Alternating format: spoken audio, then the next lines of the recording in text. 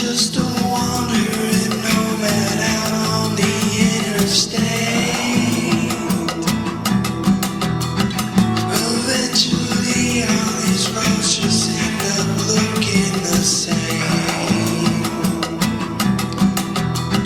And now it's time for another episode of Relative Road.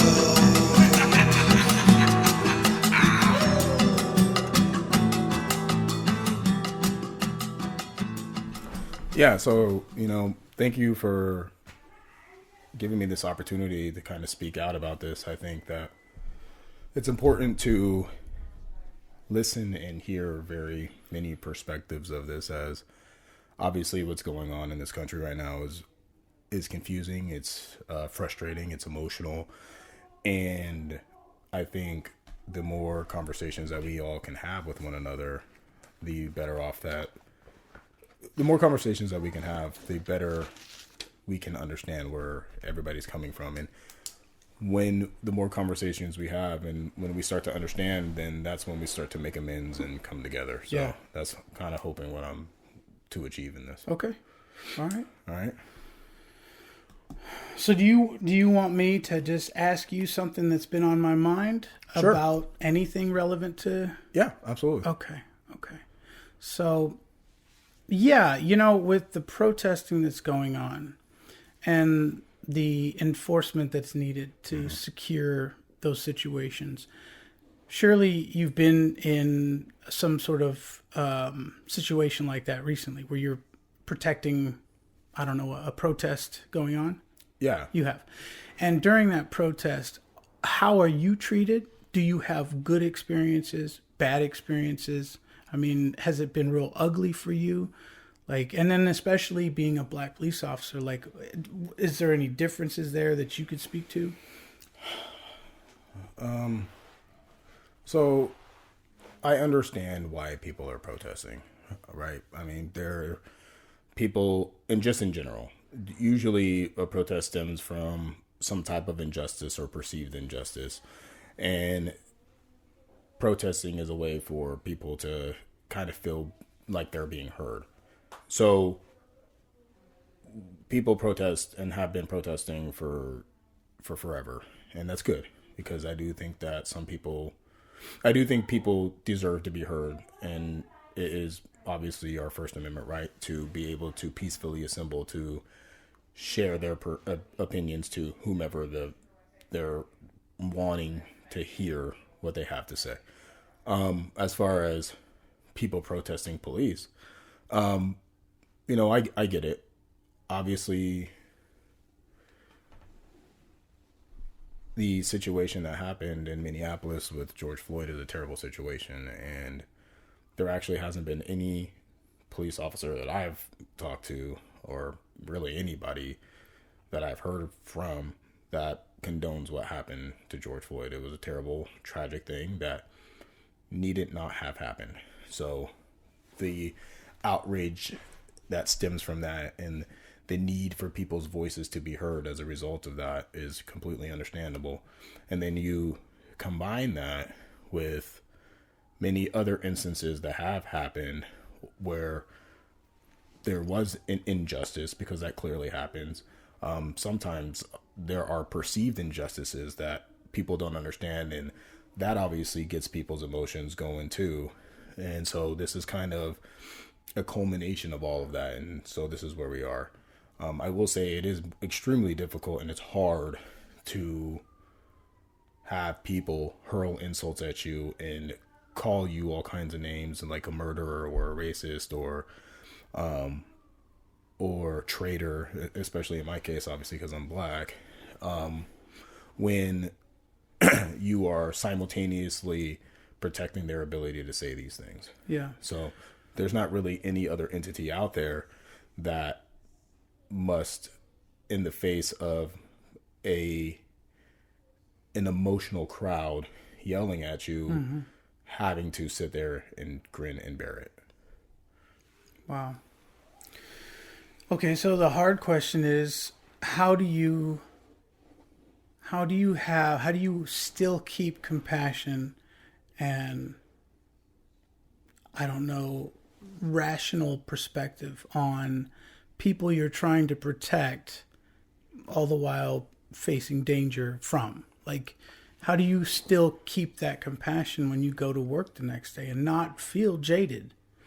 It's hard. I mean, everybody's different. For me, having these types of conversation helps because I'm a very logical and rational person. And so if I can work things out logically and rationally in my mind and have conversations with people who it definitely helps my perspective. And I think that what happens is that every involvement with the police, especially ones that end in force or, heaven forbid, end in the use of deadly force, are extremely complicated. These situations are very, very organic, dynamic, and fast moving. And so when I hear of a situation that happens, I try to put it into that context. Okay, what exactly really happened? What are the facts? What are the evidence? What is the entire totality of that circumstance? And so I work that out in my head as best as I can based on the information that I have. To answer your question as far as how you stop becoming jaded, I mean, well, let me ask you this way. go ahead. Has there been a time in your life where the wall started coming in on you and you had finally realized that you didn't have the control or the rationality that you usually do? Was there ever a time that you went through something and learned something about yourself to therefore now have some clarity as to what those flags look like or what those triggers are? The real issue I'm trying to address with this question is, do you feel that you have all of the psychological support and training to bounce back from incidents that are, violent or just messy? I think, okay, so I answer your question for me specifically. For me specifically, I don't feel like I've ever been put into a situation that was beyond my capacity to grasp and understand on an emotional level to where I feel compromised in not only my ability to continue to do my job, but my mental faculty for the people that I care about. Obviously, when you're talking about things like that, I do think that every interaction or every bad interaction does have the possibility, and maybe you do get a little bit of the marble chipped away after every single one. Sure. Obviously, these things take their toll. I mean, we're human beings, and some of the destruction and some of the messiness, as you say, that police see, obviously it takes its toll. Of course.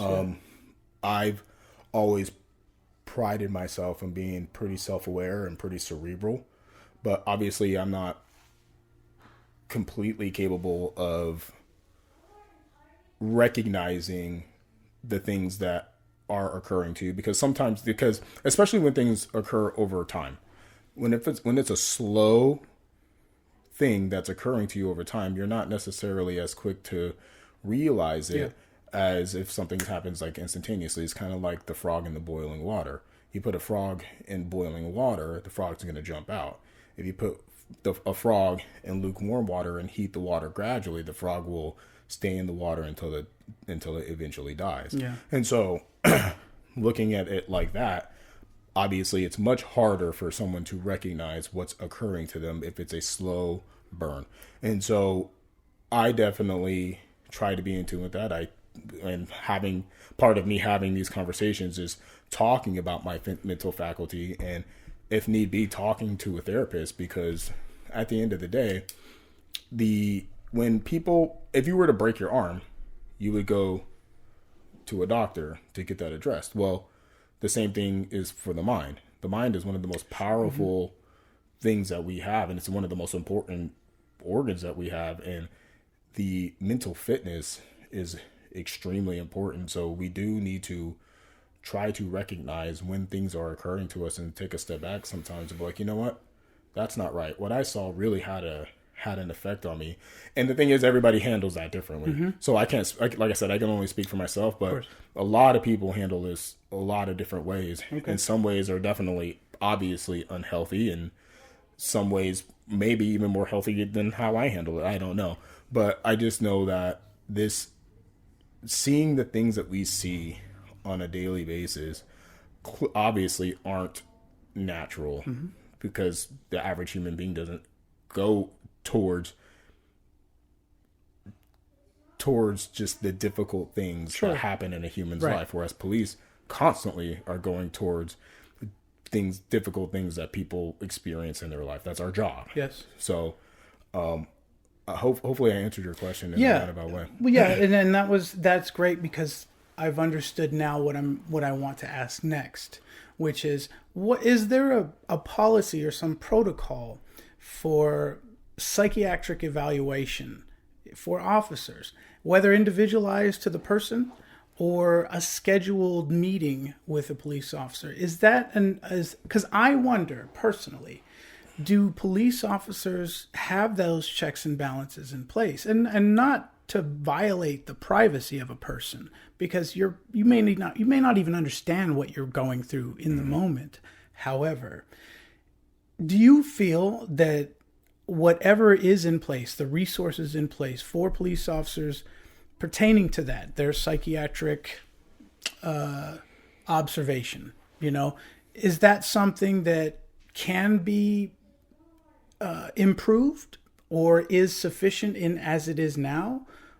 What is your thought on that? Do you feel like you said, if it's a slow trickle, do you have somebody looking over you to make sure that we catch things as early as possible? Absolutely. So I can only speak to my department or departments I've worked for in the past. I don't have any idea about other departments, other states, or what goes on. I would imagine that other places have similar things put in place, or at least I would hope so. Yes. And if they don't, I'm sure that we are all moving in that direction as an industry, because mental health as a whole, in my opinion, is something that is very misunderstood and misconstrued, and we are constantly learning more and more and more, and we need to do more than we're doing, not just for citizens, for veterans too,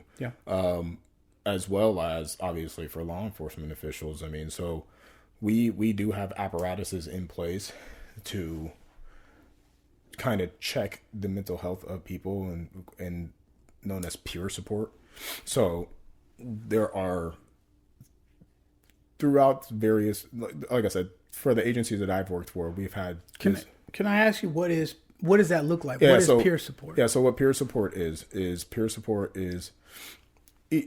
departments that I've worked for will have various officers that have gone through training, that have basically are a support person that you can talk to if you're going through not even just stresses at work, but just say stresses at home, anything that you would really go to some type of mental health. How do you initiate that?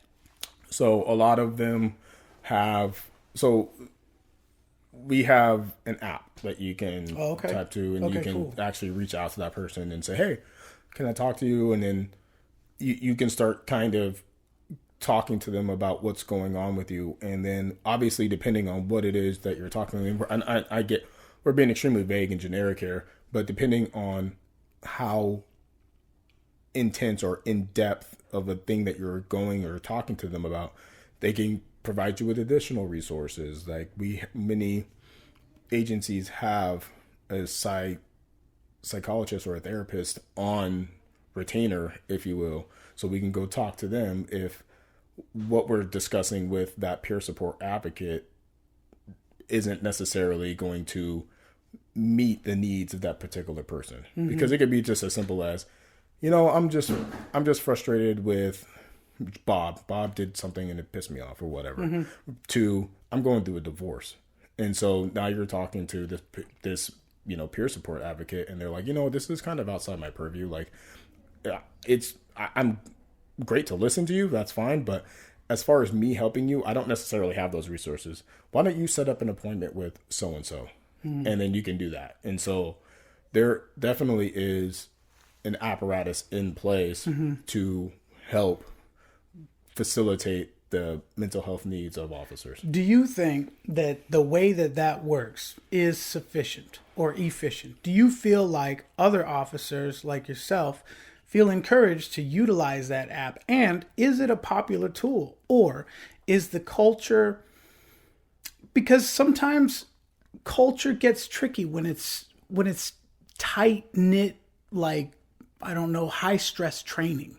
You get this brotherhood thing. I mean, at least that's my translation of like military, paramilitary. There's this like brotherhood. And I have been in jobs or groups or gangs of people where we feel encouraged to be overly something or another and exaggerative and poke fun at each other and do things like that.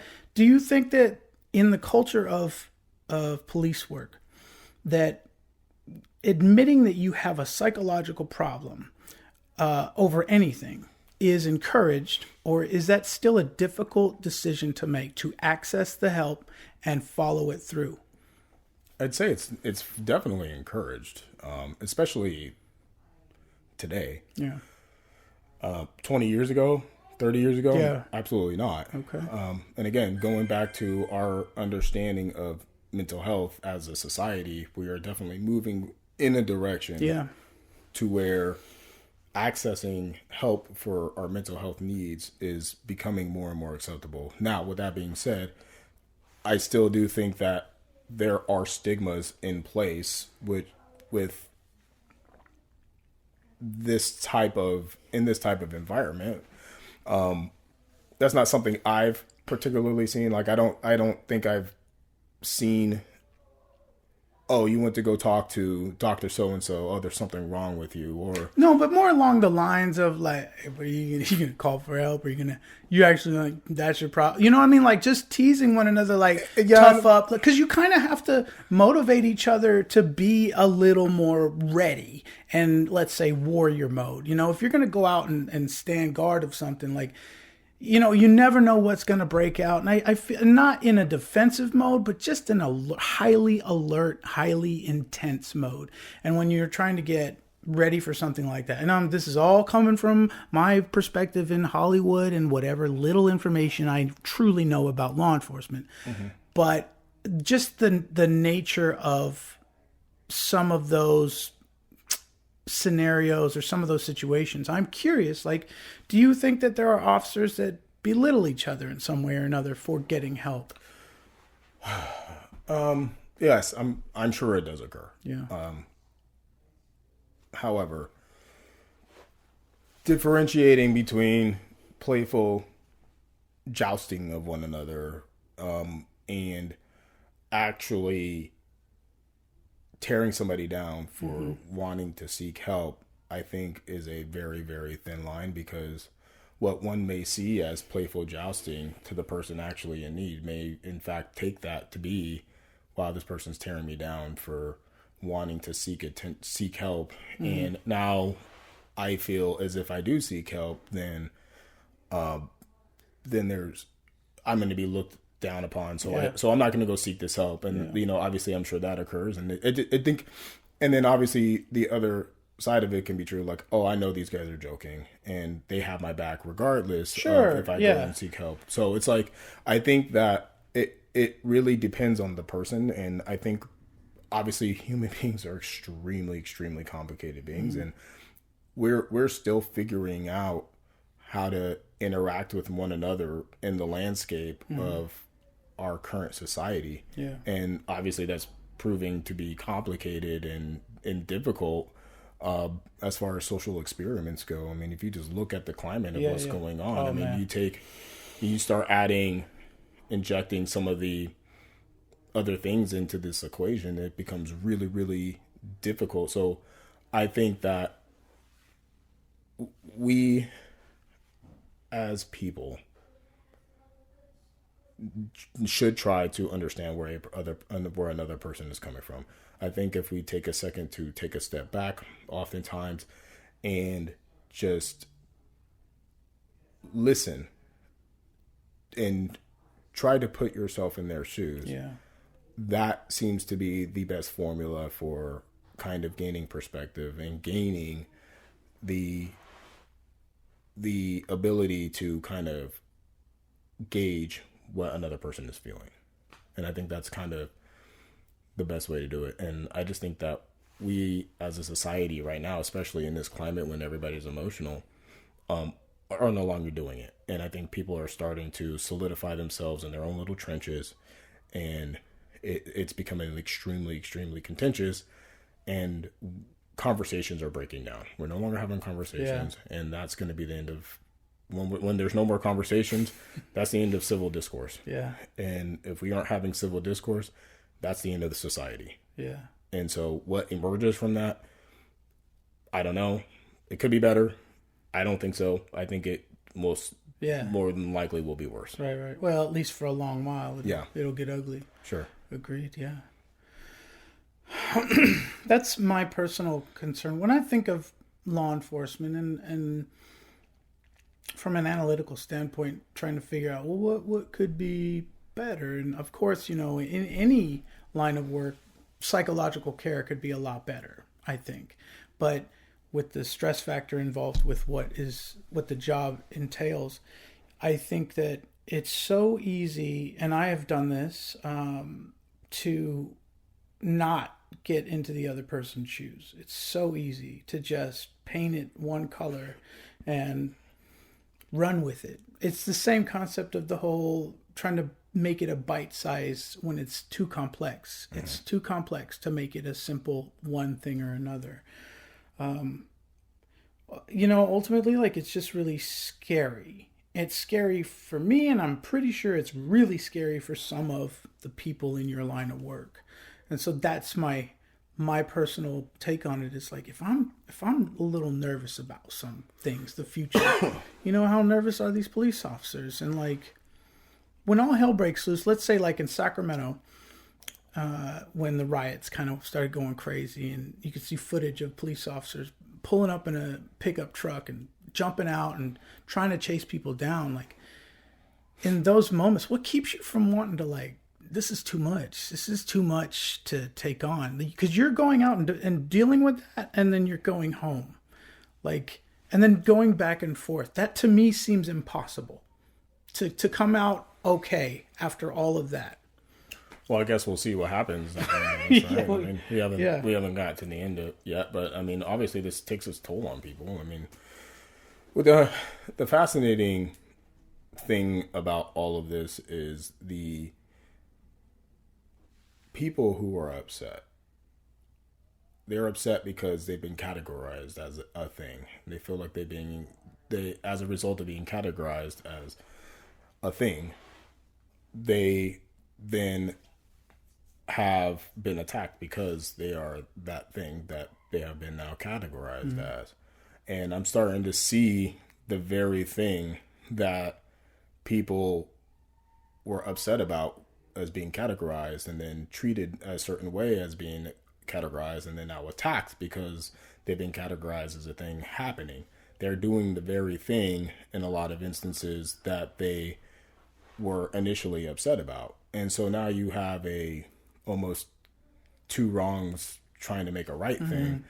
And I don't quite understand it. I understand the frustration that people are having. However, it's really fascinating to me how people start to become the thing that they hate. And it literally is happening. Let's look at black people, for instance. I can't tell you how many times I've heard a black person say to a white person, you don't know what it's like. You've never been judged by the color of your skin. And that's a fascinating concept to me, because you've literally just judged that person by the color of their skin. Yeah. So if that goes on long enough, then eventually the end road of this is going to be the same hatred and same, if not physical oppression, but definitely societal oppression that happened to black people for a very long time. And I understand the whole, we're fighting mad because this has happened to us for this many years, and it's happened at the hand of these people. So now in turn, it's you people. This is your fault. And now you're kind of putting the shoe on the other foot and doing the exact same thing that was the problem to begin with. Because if you ask these people, like, well, okay, when these people were doing it to you, was it wrong? You'd be like, well, yeah. Okay, so how is it now not wrong when you're doing it to them? And so I kind of look at it like that. It's extremely fascinating to me, at the very least, as far as if I'm looking at this as if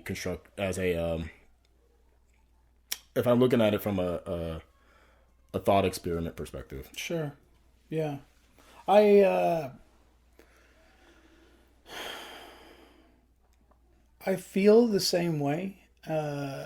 And I think when I try to digest it, and when I said earlier, like I've taken a huge break from all of the bulk of it, like in all the talking heads that I was sort of subscribing to, I've kind of taken a break, even podcasts that I was listening to, because I felt, like I can think about this any way I want.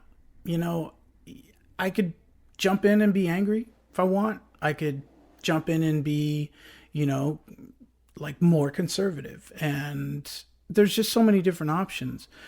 But it's so overwhelming to try and simplify that what I'm trying to do really is simplify anything about my world now because of how complex it's become. It's become a movie. Like, this is unreal.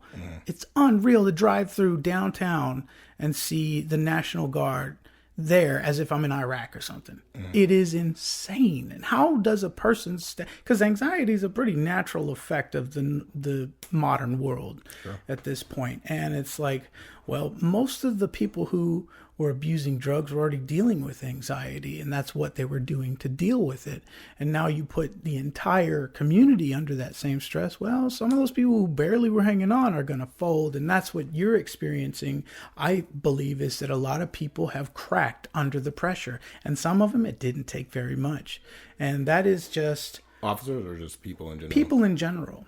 People, and not necessarily officers. I'm saying your job as a police officer is you're face to face with whatever's come forward in the first wave of it, Yeah, I think that obviously people being locked down for 3 months and out of work, and kind of the, you start looking at the politics of things, and you have people feel some type of way about Donald Trump, and people feel some type of way about Joe Biden, and those people are out there at their each other's throats, and then you inject a pandemic into this that now everybody's been out of work for 3 months and can't go anywhere, and people are getting restless, and support systems that people had that were kind of maintaining their balance has now been thrown out of whack without anything to replace it with. So, I mean, if one of the ways I think about it too is, like, if you look at somebody who was doing well, they were okay, and by doing okay, they had a system in place where they went to the gym or they went to work, and just those human to human interactions that they had on a daily basis, like actually touching, actually feeling people, even if you're not physically touching them, just being in the presence of somebody sometimes is enough to achieve that interaction. And now you've just locked people inside. Like, that's having a perverse effect, and they're noticing that. I mean, I was reading one study that was saying that a doctor experienced as many suicide attempts in a 4-week span than he had seen in an entire year. So something's going on here. And so now you inject a highly charged incident a highly emotionally charged incident like what happened to George Floyd, and it's basically a match thrown onto a counter peg and then boom. And so here we are. And I guess the thing that really, really concerns me is the information that's getting out there about this and the narrative that's kind of out there, because that narrative, I feel, is not necessarily based on statistical data, and people are being influenced in a way that is. What do you mean specifically? What narrative, if you had to explain it to a layman? So there's a narrative out there that Black people are being hunted and targeted by police officers, and they're being. I don't want to be hyperbolic and say that they're being assassinated, but if you didn't know any better, that's kind of what it appears to be. You have massive protests, and you have athletes and celebrities coming out and saying, stop killing us. And it's like, oh, okay, well, then you have people being very generic and vague in their language insofar as they're saying, well, Black people are disproportionately targeted by police. And it's like, my thing is like, okay, well, what are the statistics? Because I don't ever hear these people that have these platforms actually speak to the statistics. Because if you're going to say someone is being targeted by someone at a disproportionate rate, obviously that rate has a number assigned to it or associated to it, because that's what we're talking about. We're talking about numbers, right? So what is that rate? What are those statistics? And you don't ever hear anyone talk about it. And so I, out of my own curiosity, have done some digging, have done some math, have done research in these particular areas, because I think it's really, really important to be factual, or as factual as we can be when we're discussing some of these complex issues. And so that's kind of where I feel like, I don't even necessarily want to say a narrative. Maybe a narrative is the wrong way of describing it. Maybe a better way of describing it is an emotional response to what appears to be happening. It's like a bias of some sort. I don't even necessarily know a bias, but I do know that, I'll put it to you like this: looks can be deceiving. Sure. And so that's what I think is kind of going on here. With the George Floyd. Not George Floyd specifically. Oh, okay, but just the narrative that police officers are in fact hunting and murdering Black people, and Black people feel like they're being hunted by white people in 2020. Now we can go throughout history and look at obviously the horrible atrocities that have happened to Black people, and that for sure was the case. But if you look at 2020, that necessarily isn't the case when you start looking at the data.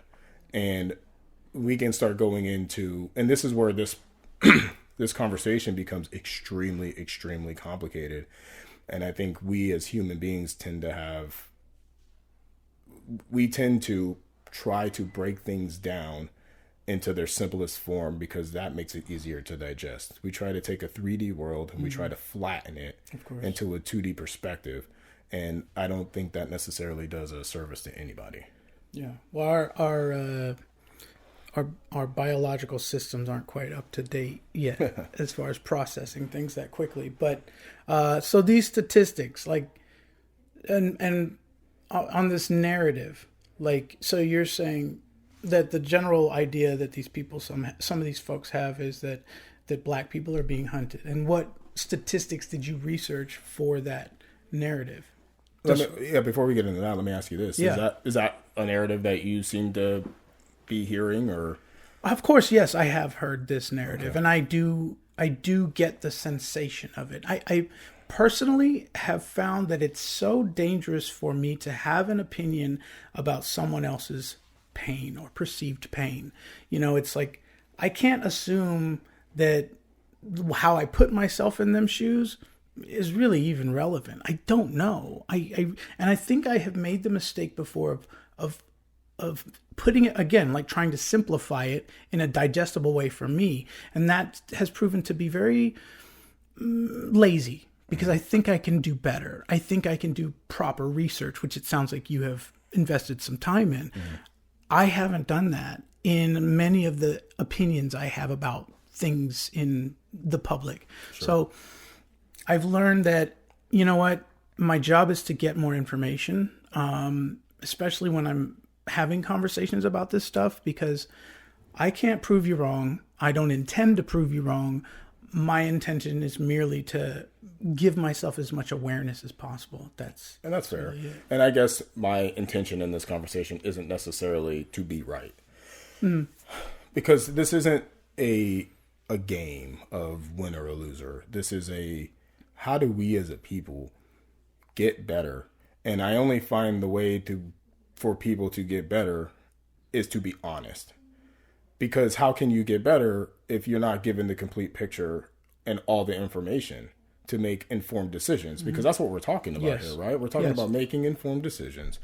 And you can't possibly make an informed decision if you don't have all the information. Yeah. And so I'd like to do this with you. Let's do this. I'm going to kind of run you through a little thought exercise, and I'm going to ask you some questions, right? Not to put you on the spot. No, that's fine. But very, very, like, and they're not going to be like extremely like complicated questions. They're just going to be just very generic questions that I've asked some of these questions to people, and they have no clue. And so I'm just.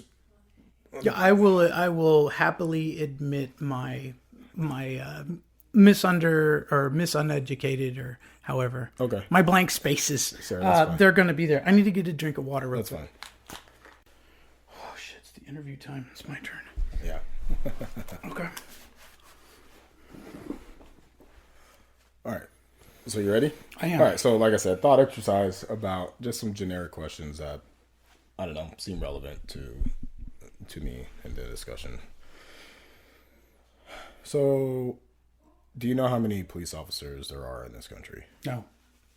I want to say That was very 700,000. That was a very matter of fact. That's actually pretty close. Is it? Yeah. Yeah, because I'm not. What I meant is I'm not sure. I know, but this is a number. Yeah. Yeah, you're not hooked up to an electric chair. You're not going to get a volt if you get it wrong. Okay? It's kind of feeling that way. There's a lot of wires over there. Yeah. So I mean, but no, that's pretty close actually. Okay. There's about 750,000, 800,000. So you're actually probably closer than anyone I've ever asked. So congratulations. Thank you very much. You've avoided getting a jolt. Nice. So, there's 800,000 police officers to police a population of like 300 million people, which is not a lot. So with that being said, do you have a guess as to how many police contacts there are? Meaning how many people get contacted by the police throughout a year? Contacted for what? Just anything. Like whether you get pulled over, whether you just are walking down the street and they just talk to you or whatever. Like that's a contact. So anytime police Like an average amount? just, yeah, like a year.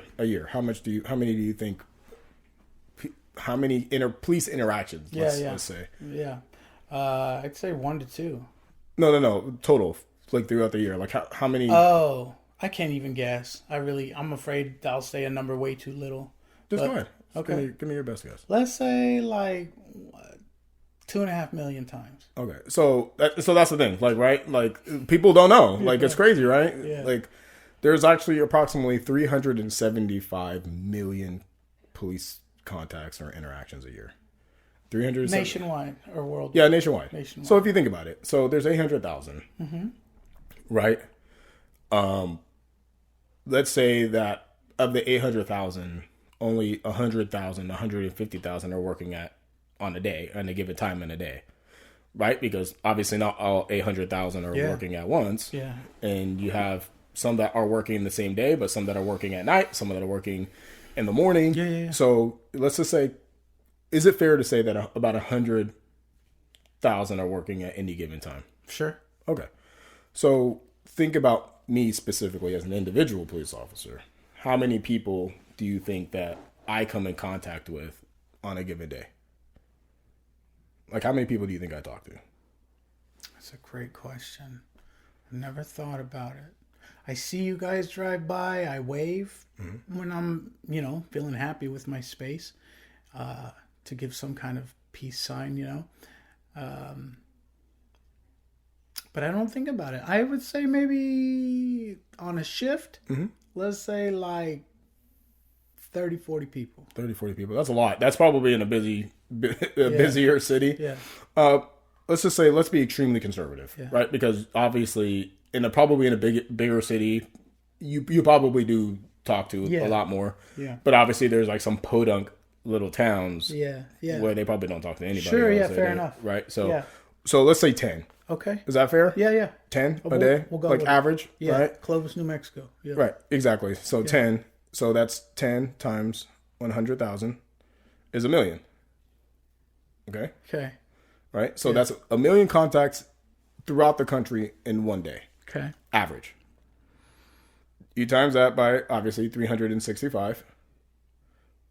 Right? Because there's 365 days in a year. Yeah. Now we're at 365 million.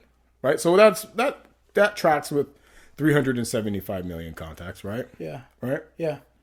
So what's interesting is, so I'm like, okay, so 375 million contacts. That's a lot of contacts. So then I was curious, well, how many people were shot and killed by the police last year? Do you have any idea? No idea. All right. And that's a horrible thing to even to think about, right? Of course, yeah. So, I mean, heaven forbid that there's one, but of course, the reality is that these things happen. Yeah. And we can litigate whether or not the ones that happened were justifiable and or unjustifiable. Right. But one thing I think everybody can agree is that even the ones that are justifiable are still horrible. Yes. Right? Yeah. So I think the loss of life in any regard is pretty horrible, but it is a reality of the world that we live in. Yeah. And then depending on how heinous a thing is, like some people may agree that it's justifiable. If you start to look at someone that is in the process of, let's say, like, and I mean extremely, I'm exaggerating, but say someone that's in the process of like stabbing a little kid or something, just super, super heinous. I'm pretty sure not too many people would be bent out of shape if that person met their Gotcha. end, Yeah. right? Yeah. So, yeah. And again, not saying that anybody is seeking that, but we do recognize in a world with as complex as this that these types of situations arise. So that they're almost a necessary evil. Sometimes. Yeah. Okay. Yeah. Taking someone's life as a police officer is a necessary evil sometimes, right? So, according to the Washington Post, there were 1,004 people killed by the police. People shot and killed in America. In America, but 2020. In 2019. 2019. Okay. 1,004 people shot and killed by the police. Okay. Okay. Give me your numbers. Yep. All right. So, 5 million contacts. In those contacts, 1,004 were shot and killed by the police. Yeah. That comes to a 0.00002% rate per contact. 4 zeros? 5. 5 zeros. And a 2. Okay. So, the rate at which people were shot and killed by the police is 0.0000002%, which is astronomically low. When comparing that 1,004 to the number of contacts that we have throughout our country in a given year. So, again, not saying that each of those 1,004 need to be litigated and looked at on an individual basis. Yeah.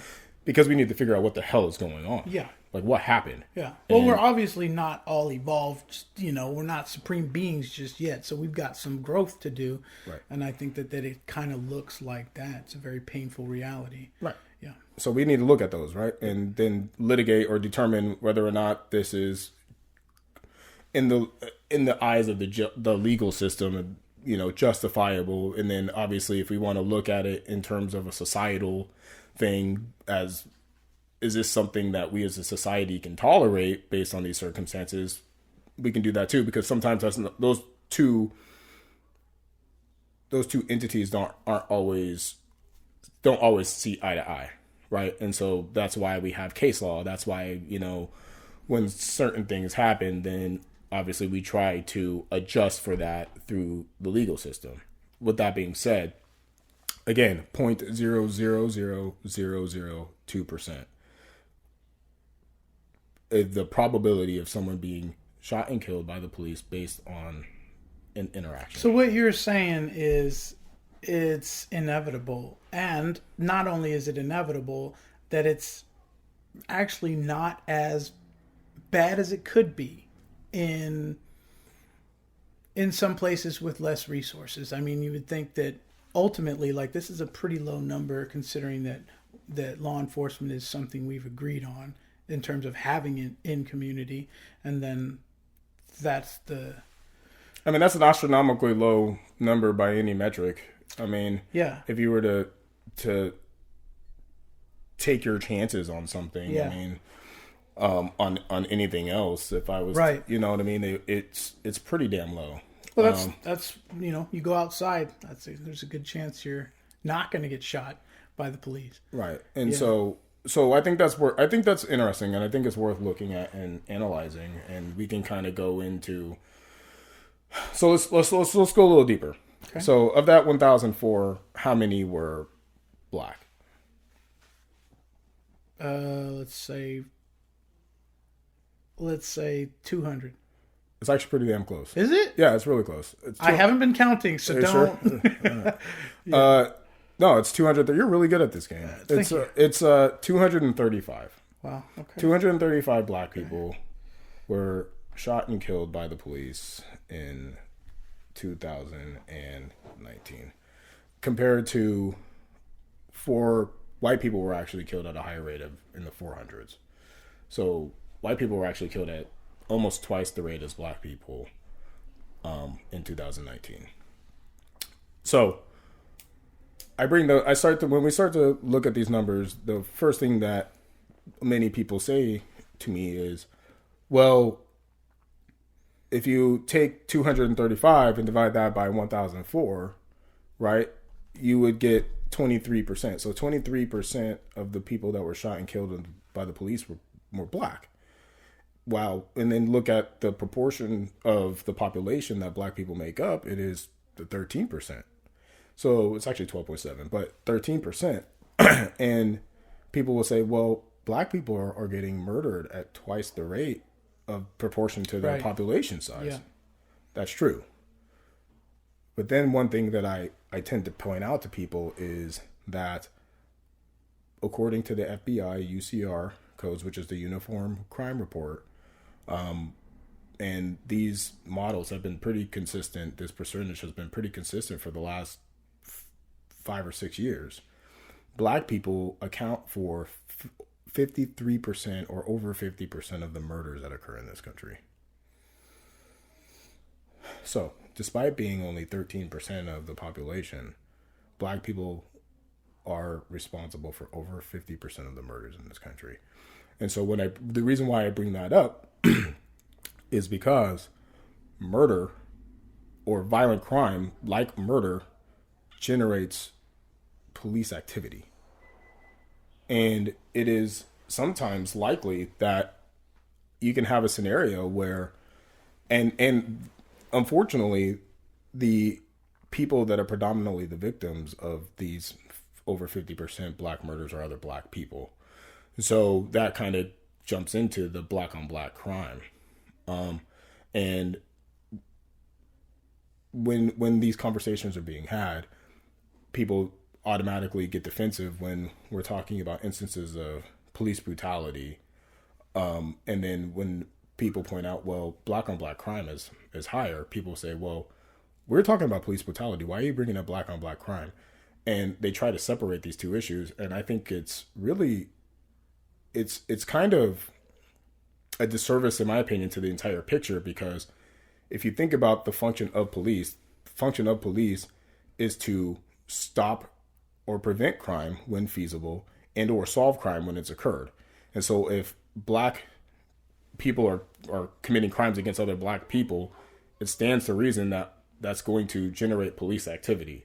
And sometimes you have scenarios where a black person committing a crime against another black person leads to that police interaction, which may or may not end up in a police officer killing that particular person that they're now interacting with as a result of that black on black crime. So these two ideologies or these two entities are at many times married to one another. And I think that's why you see the statistics that you're seeing. You see the rate at which you're seeing this 23% of black people getting killed, but it makes sense when you look at the rate at which they're committing murders. And there are there was a scenario in San Francisco with Mario Woods, and I don't necessarily want to talk about the efficacy of whether or not that was a good shooting or bad shooting.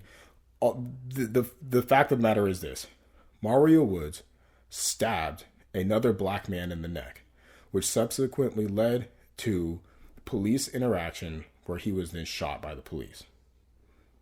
That black on black crime created a scenario where he was then later shot by the police, which then he became a statistic in variety of different categories. Mm-hmm. So it's important to look at all of those statistical categories because they many times overlap. That seems like something. It seems like something really important to add to the conversation, because, it is all too often. And again, you know what? I am guilty of this. I think I have been trying to really carefully understand my mind a lot better.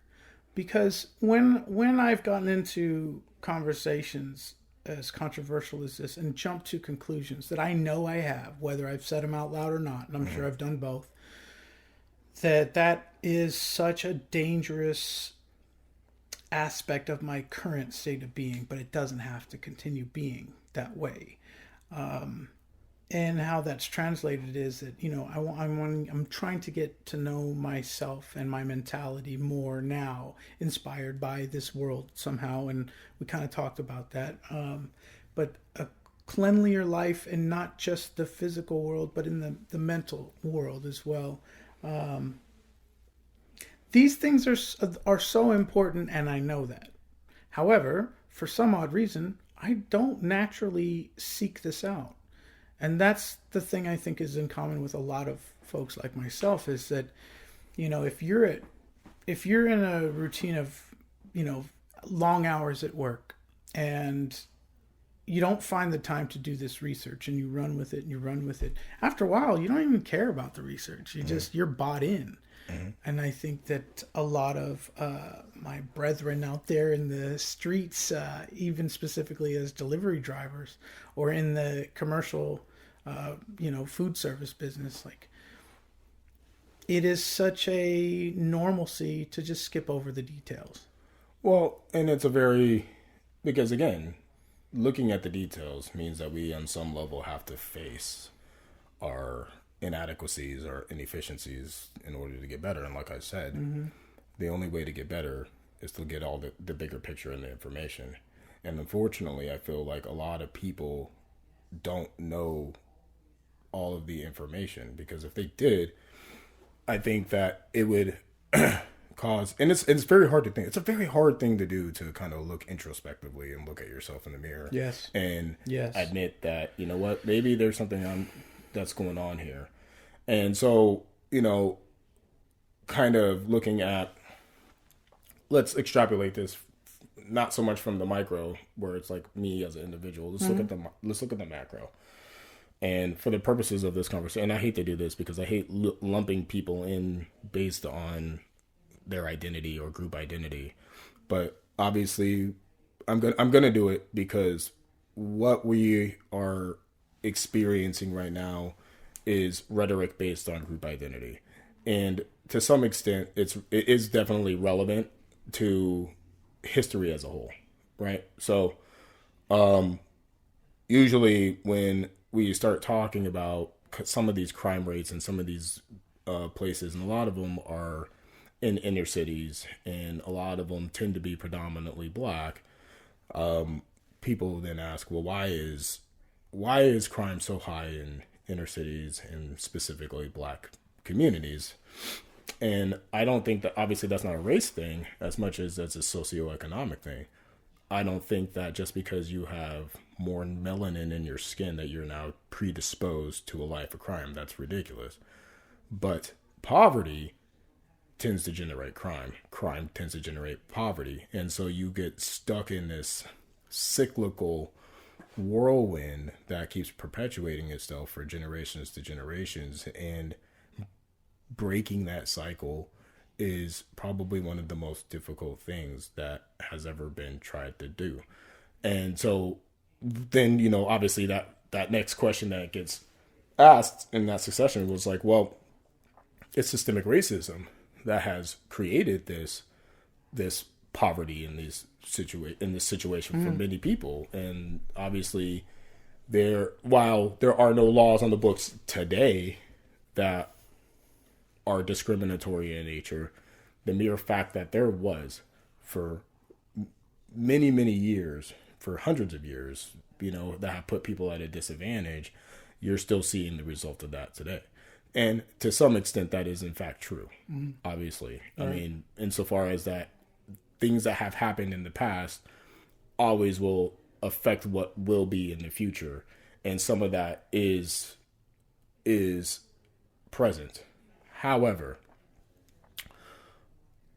a lot of things that are happening now aren't necessarily a direct result of that. And some of that stuff is the direct result of individual decision making as individual people, as well as the decisions that these individual people have made that now make up this community that are continuing to perpetuate this. Like for example, the single motherhood rate in the black community today is in excess of 74%.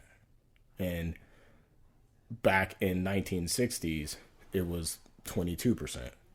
And so the thing that I have a hard time trying to wrap my head around is how on earth in 2020 is the single motherhood rate worse than it was in 1960, and how is that a direct result of systemic racism? I don't understand how black men specifically, and it's not even just in the black community since that time. It's actually increased through a variety of communities, almost every community. Sure. But none as much as black community. So I find a hard time wrapping my head around in the black community attributing the single motherhood rate today as a result of systemic racism. There's no way in hell that in 2020 the system is more racist than it was in the 1960s. Yeah. That's preposterous. Yeah. So that's part of the problem. And so when you start to analyze going deeper into the problems that are occurring in some of these communities, you start to see that some of these things are affecting one another. Like to go one step further. So there's been many studies on this, and the Brookings Institute as well as the American Enterprise Institution both have conducted studies on this, and the Brookings Institute is a left-wing think tank, and the American Enterprise Institute is a right-wing think tank, and they both basically came to the same conclusion that if people do three things, the probability of them ending up in poverty is like 98% less. Okay. Or 98% of people that do these three things don't end up in poverty, generally speaking. And that's graduate high school, get a full-time job, and don't have children before marriage. If you do those three things, there is a 98% chance that you don't end up in poverty. Unfortunately, in the black community, there isn't a huge emphasis on education. And they have tracked statistically that if you don't have single motherhood families tend to have children that have a dropout rate of high school at 40%. So you have black kids that aren't graduating high school, by and large, especially black men. And if you don't have a high school diploma, what can't you get? Can't get a job. Mm-hmm. And obviously, the single motherhood rate at excess of 74% is suggesting that obviously people aren't getting married before they're having children. And so this is creating a situation in the black community that is extremely, extremely destructive. And the reason why I think that's important, because this is what we have to address. And that's a very difficult thing to address. It really is. But if we can start to address some of these things, then you will see the crime rates decrease. Because when people are educated, one, they're less likely to commit crime. Obviously, when people are married, the balance of having two parents in the household, all things created equal. Let's say that all things are created equal and you have two good, solid parents in your home, the likelihood of having well-adjusted children is much better. Mm-hmm. And they then go on to graduate high school and become productive members of society. Mm-hmm. So if we can kind of start to fix some of these inadequacies, and especially in socioeconomically depressed communities, because it's not just the black community that's experiencing this. Yeah. There's a lot of communities. You just see it much more in the black community.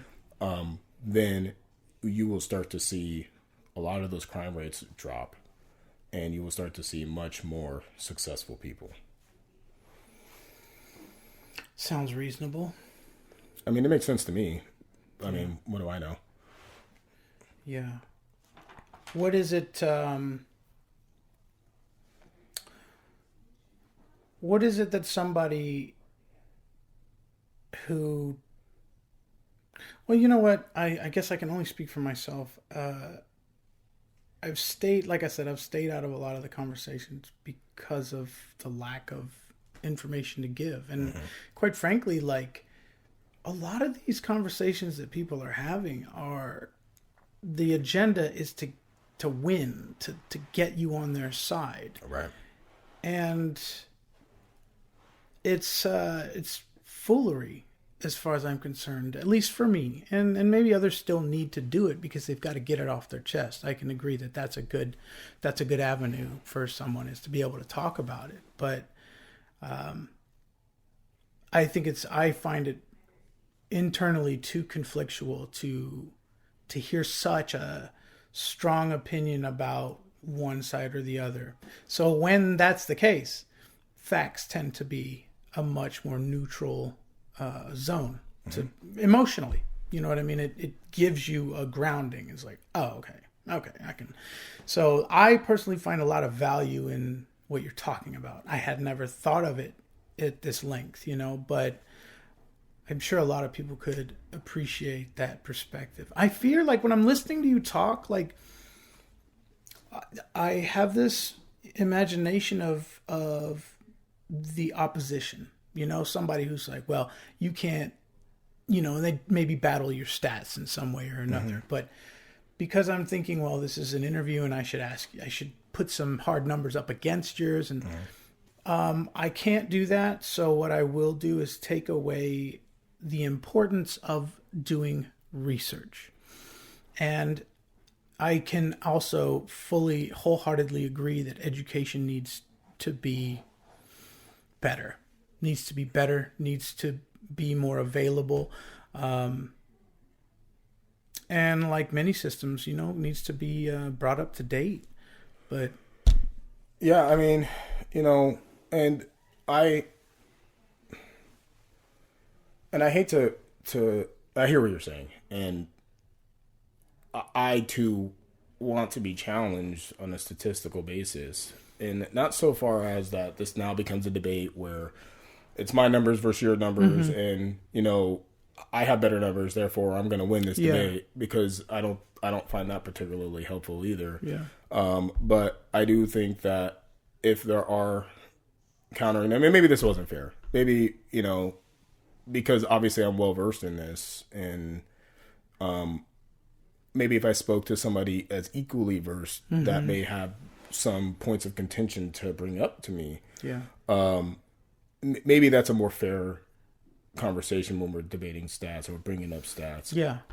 But I try to be as well rounded as possible, and I try to read studies on both sides, because stats are such a malleable thing, and depending on how you assess stats, you can end up with stats that support your theories and ideologies, and stats that disprove the other person's theories and ideologies. And so I've actually read two separate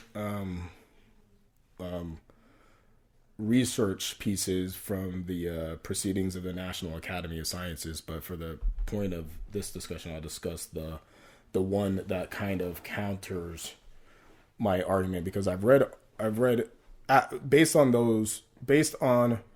the findings of that research, articles have been written, and I read one, I think in the New York Times, I don't remember, that basically were saying that black people have the probability of black people being shot by the police as a form of death for them is higher than it's like 1 in 1,000. Like 1 in 1,000 black people will be shot and killed by the police. And basically what this research did was they looked at a total of people that were shot and killed by the police over, I don't know, like a 5-year span. And they basically extrapolated out the race of the people that were shot, the age of the people that were shot, and the sex of the people that were shot. And based on those categories, they were able to tabulate how many black people, like the statistical probability of each. And it ended up being that for black people, it was much higher, proportionate to, once again, the population size. So I read the study, and I read the article, and the thing that I was curious about was, okay, well, what are the crime rates? Because once again, if you just look at it from police officers shoot X person, and then you just calculate all of those numbers without calculating also the crimes associated with it, or the crime rates in the areas that are associated with it, or the crimes that the person may have been committing that's associated with it, then yeah, those numbers can be misleading.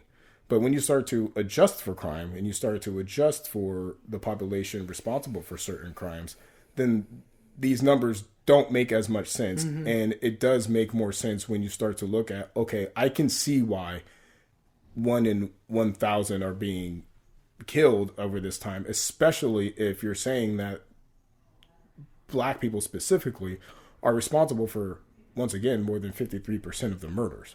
That's a lot, especially compared to the proportion of their population size. Matter of fact, the number that black people are getting killed by the police, if you take that into consideration, is actually lower per the amount of murder that they're killing on a statistical basis. So, like, once again, statistics serve a purpose. And again, they can be made to look at however you want them to look at. But once again, trying to assess these numbers, I think it's really, really important that you do as much research as you possibly can. Yeah. Okay, I have a question. Let's see if I kept it in my head where I wanted it.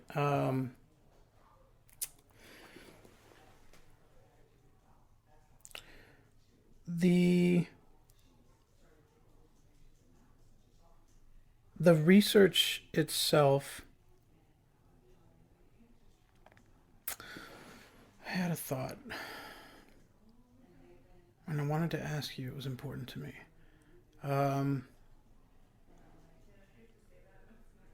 Statistics. You know what? Skip over it for now. Maybe it'll come back. Okay. Yeah. Because you were explaining to me that, okay, I got it.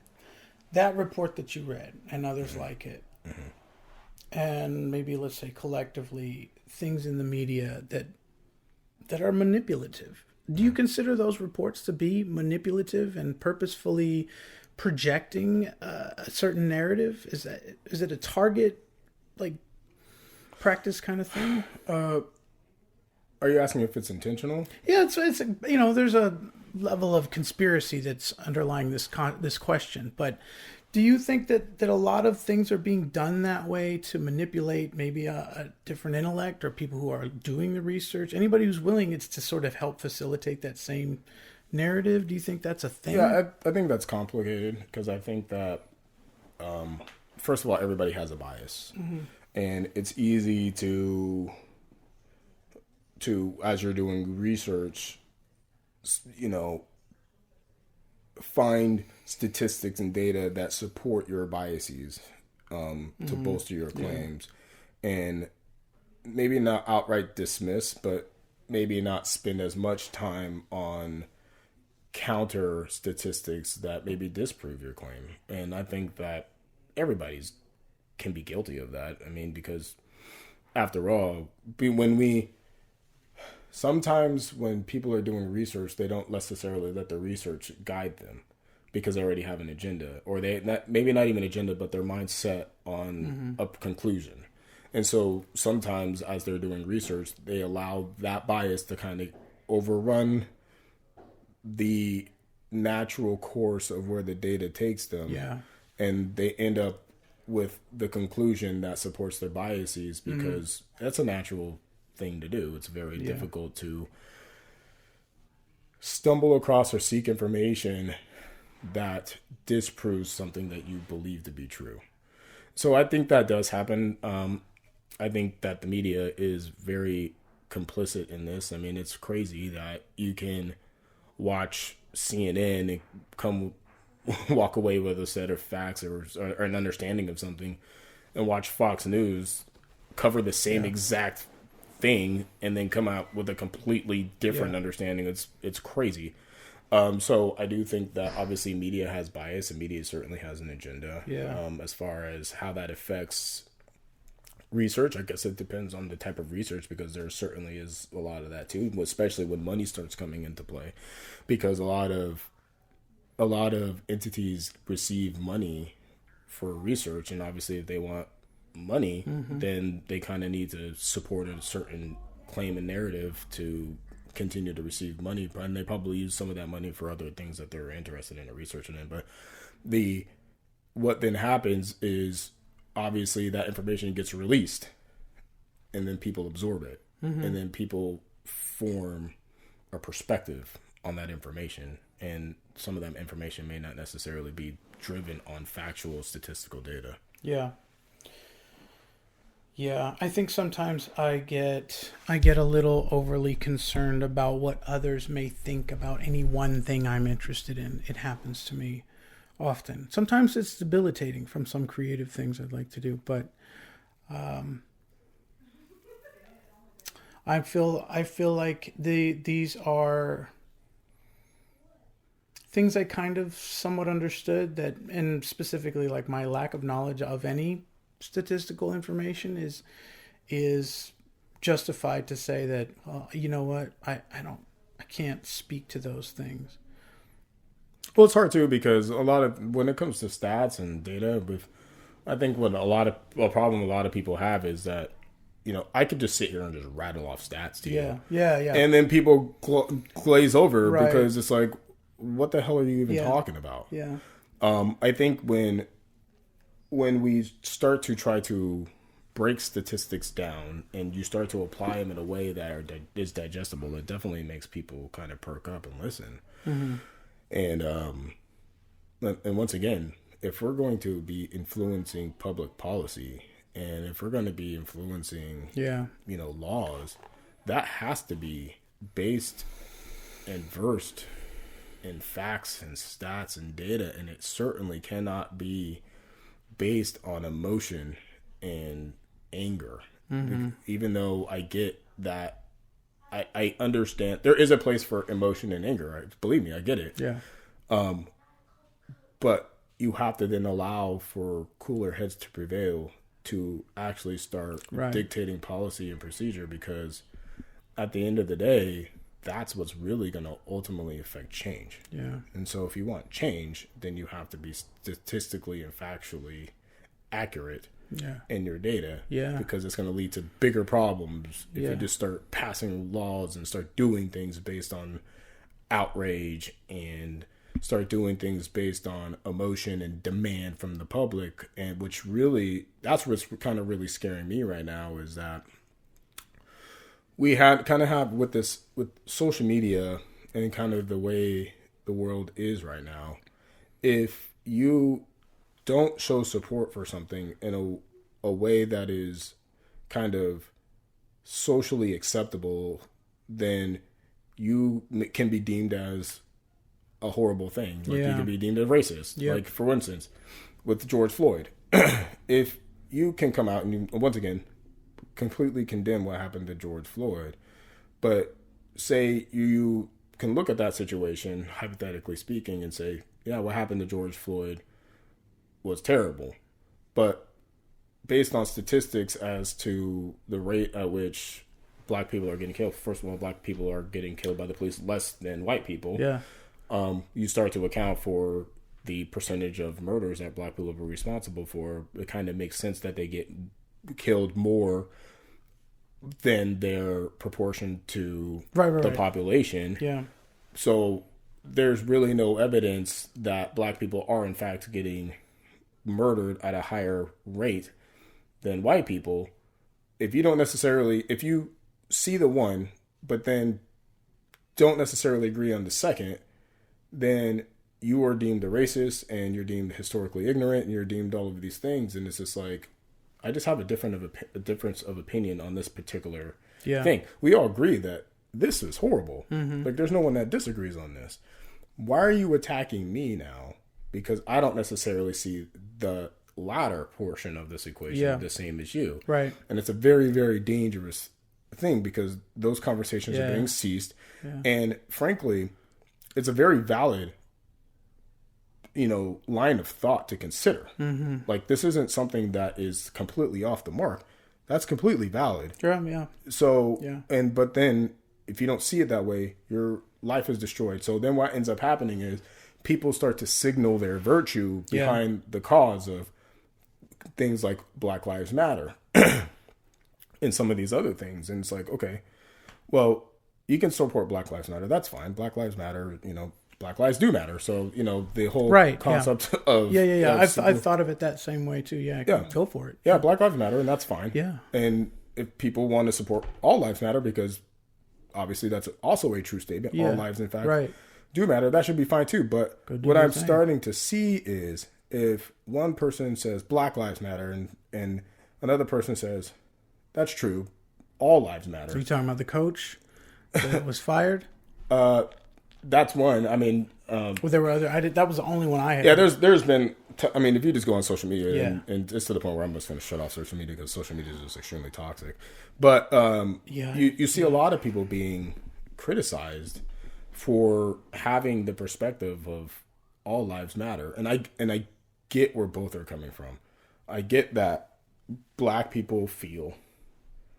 And some of it's just, some of it, in my opinion, based on statistical data, is unjust, that they are in fact being targeted. So you need to pay attention to our lives. Our lives are being snuffed out in front of us.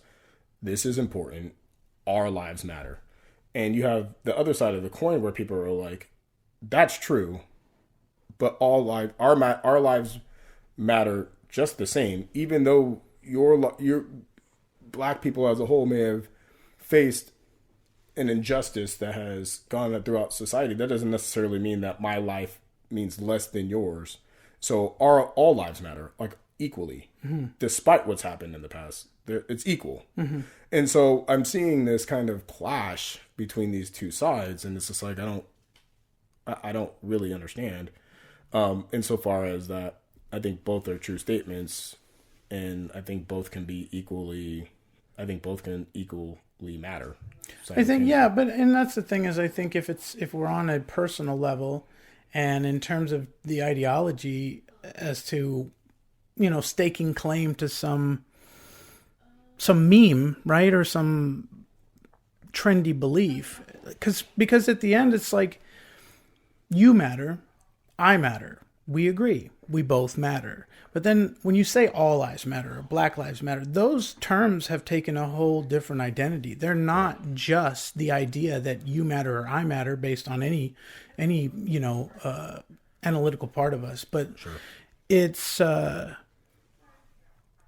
it seems to be a way of life now to just wait for the merry-go-round to come and, get closer to you or whatever and just snag it and just go. And then I find it more and more dangerous to talk to people. And in fact, I wanted to say that even doing the podcast and sitting here with you, and there are thoughts that cross my mind like, oh, Mike's a Blue Line supporter, Mike's a cop supporter. And, I have friends or relationships on either side that feel strongly about either way. Mm-hmm. And I have digested that information in such a way that it did something to me for a while. And I suppose it still does. But I have, as the layman that you're, trying to share a moment with, have realized that it's people. It's just people. People are not easy to figure out. And we don't understand a lot of shit still. And to think that we know any one thing about something as complex as, poverty, we don't quite know all of the things that does to a person and who exactly can fix the situation. And, the systems that we kick and scream about are so complex, and we try to put them into a bite size, and it just doesn't seem to pan out that way. Yeah. I mean, and it's something like poverty is so hard because when people that come in that truly have altruistic desires, and I'm not going to get into the history of some, politics and, the history of some policies and whatnot, but I do think that there are unintended consequences to policies that are ultimately designed to help people. And I think welfare is one of those things because, while I do believe in a social safety net, obviously we need to provide some type of protection for people to be able to kind of get a foot up, because not everybody is initially placed in that position to kind of be off and running. So obviously that's required. The problem is that people are people, and people will find a way invariably to take a situation and to exploit it, because that's what we're good at. Human beings are extremely creative, and there is no apparatus out there especially when it comes to government, that can completely encompass everybody on an equal way, that doesn't provide for loopholes. It's just something that can't happen. Yeah. And so what happens is these unintended consequences where people get kind of stuck in this rut of relying on the government. Yeah. And now you're kind of in this cyclical thing where you've now relied on the government, and if you do well to a certain extent, that aid thing gets taken away from you, and you've now come to rely on this aid, and it just becomes this crazy this battle. And it's not that I think people are lazy, it's that, like, even for instance right now, like we're kind of experiencing this right now. You have, with the pandemic and COVID-19, you have many people who are unemployment who are making more money than they were when they were working. Like, I don't know any reasonable person under a circumstance like that that wouldn't take advantage of it. I don't necessarily know if that makes you a bad person. I don't necessarily know if that makes you dumb to turn it down. I have no idea, but maybe it's the break you needed. Yeah, who knows? Yeah. I mean, but I do know that when you present human beings with something like that is better than something that they had, especially for free. Yeah. It is not unreasonable to see people take advantage of that thing. For sure. And then that's what you're seeing. But sometimes that is short-sighted, because at the end of this, at some point, that is going to be taken away. And then now, do you have a job, or what does that look like when the bigger picture of these actions start to emerge, and that's something that people will have to contend with later. Some Yes. people, they may be fine, and some Right. people, they may have put themselves in more of a disadvantage for taking advantage of something that was given to them in that way. And so that same thing can be applied to the welfare system, and you see this system that was put in place to initially help people, but the unintended consequences that, in my opinion, by and large, has continued to deprive people in the ways that would ultimately make them successful. Fair. Super fair. It's wild, man. Every day is fairly surreal. I mean, some days are, the run of the mill, like, you go to work, you come home, everything's whatever. But other days, like, what I've tried to do is when I'm at work, I have those interactions with people, my customer base, the people I see every week. And their policies, all these companies, they're changing constantly because of obvious reasons. And what I'm seeing is when people's thresholds get a little exposed more often, when change happens more frequently, because it's a pressure point for them.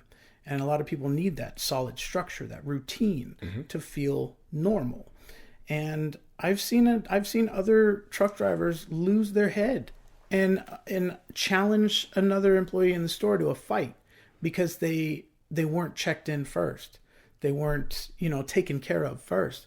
And it's like, well, I get maybe that's usually you do get that treatment, but the world is not moving the same. Right. And the world is in this building as well as outside of it. And if you come in here with those expectations that things are going to be the same and you don't have some openness for change, you can expect some really rough bumps, if that's the perspective you choose to take.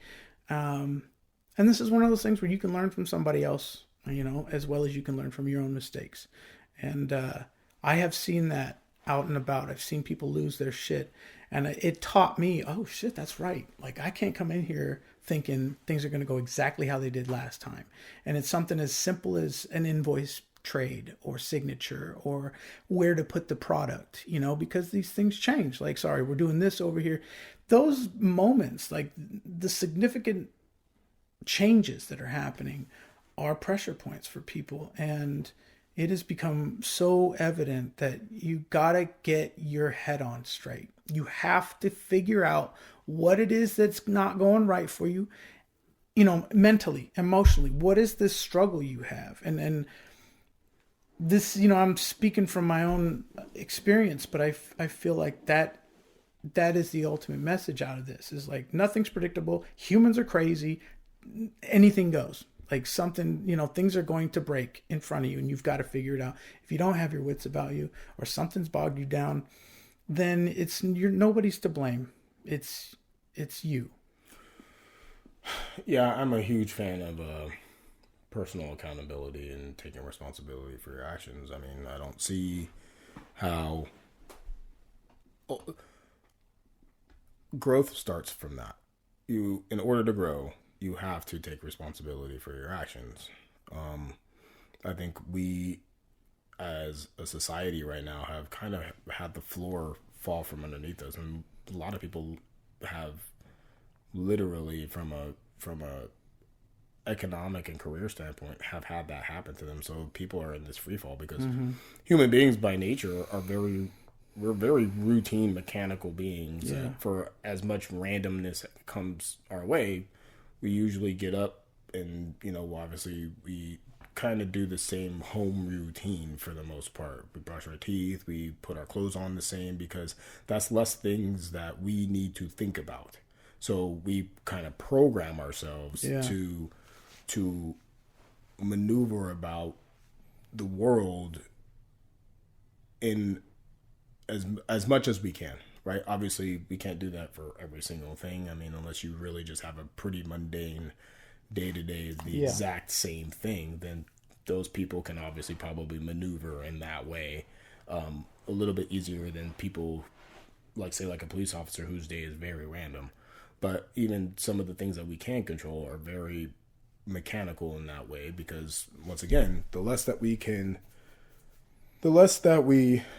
need to think about the more efficient we can be. Right, right. And so you have everybody's kind of in this free fall, and we're still trying to figure out where the ground is, and we don't have any idea where this is, and I think that's a lot of kind of the frustration and the anger. I mean, this is so complicated and crazy because you have just I'm sure people just have so much going on in their heads right now, and they're just swimming in this, and this is kind of giving people purpose that they may have been deprived for 3 months. So people have kind of taken up this mantle of you know, this solidarity, if you will, to once again now have a thing that's meaningful to them.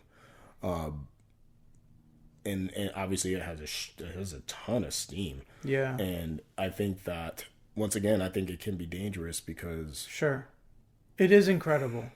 It is incredible to see the world move like that. It is incredible. But yeah, to analyze it in that way is, I feel that way too. Like it's something people can hang on to. That's what they want. And again, the reason why I say it's dangerous is because once again, if you're hanging on to something, which is, there's nothing wrong with that. And if you're passionate about something, obviously there's nothing wrong with that. And if you're marching because you want change, clearly there's nothing wrong with that. But if the thing that you're doing isn't necessarily based on the reality of the world, insofar as the data doesn't support it, I just don't know what that amounts to in terms of change. Because any change that does come from that isn't necessarily going to be good change that's optimal into fixing what you want it to fix. How can it?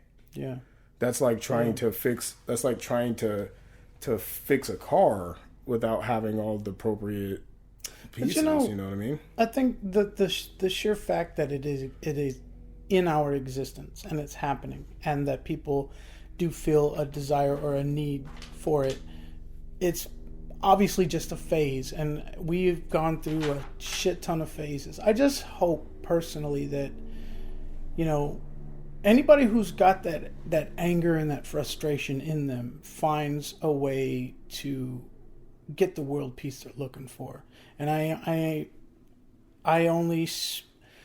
hate to say I don't want to be braggadocious, but I have benefited so much from taking better care of myself that I didn't even see before. I had no idea that the improvements I have experienced would be there. I didn't know. I did not know. And I went through phases that I was unbecoming and ugly and loud and obnoxious, and you could say mentally ill in some cases. And if there were a moment where a camera was on me and I was blasted into space so everybody could see, that would have a different effect on the trajectory of where I went from that. And luckily, thankfully, I've never had that happen, but it is certainly a reality that I'm aware of and do fear. Like I don't want to be pinned as one thing or another. This cancel culture thing, like, it's a weird idea to think that that's something that could happen to me. It's just bizarre. It's bizarre, and I don't know necessarily what to do with it. I'm trying to ignore it. I'm trying to say, it's stupid. Don't worry about it. Get off of social media. And I try to mitigate some of those activities, but the fact that it's here. People lose their jobs because of some of the... Right. I mean, you can have hell, frankly, you know, that's one of my fears, even with this, is just me kind of sharing my opinion and perspective can have ramifications. Yeah, exactly. And I'm not saying that speech shouldn't have ramifications. Depending on what it is you say, perhaps it should. But the thing that scares me is that it's not as if canceling people and destroying them is going to... One, it's not going to help them, because it's not going to necessarily change their perspectives. I mean, they may come out and apologize, but that may be because they feel obligated to apologize because the world is crashing down on them, and they may not necessarily agree with the apology, but they're just doing it to save face. Yeah. And two, it doesn't necessarily...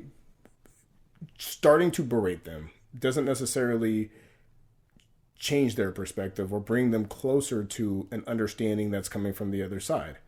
And one of the other things is that people have these perspectives that aren't saying anything, and now they're being forced to kind of find the dark recess of where other people with like-minded perspectives are gathering. Yeah. Because it's not as if you canceling these voices means that people don't have these feelings or have these perspectives or have these thoughts. Yeah. They certainly do. Yeah. And they're just not hiding, or they're not sharing them. And it's like, well, that's not good for anybody either. Right. We need to be having communication. We need to talk to one another. Yeah.